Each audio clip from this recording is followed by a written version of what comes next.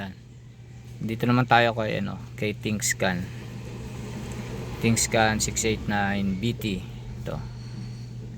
So, testing natin dito ay itong check odo. Kinuha ko na yung tawag dito, VIN number nito para madali tayo kasi nahirap magkukuha. Yan. Punta ngayon tayo kay Odo Check. Tingnan natin. Naku, nawala ito isa.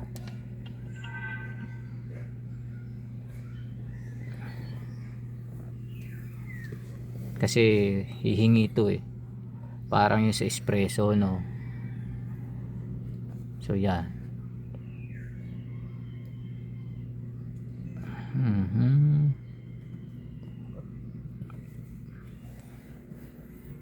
Tingnan natin kung ano lalabas, kung may auto check ba si ThinkScan 689 BT kay Avanza. Ay, patay pala susi, hindi nga. Ano yan? Ulitin natin para fair. Yan ang auto niya, 118494. Kaya pala ayaw. Patay yung susi.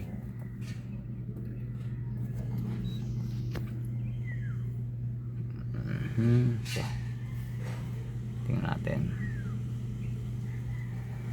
Liwanag, no?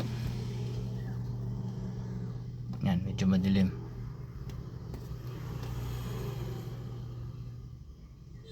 Tingnan natin. Yan, kailangan daw ng saan yan? MHK5 M, kulang na M. MHKM5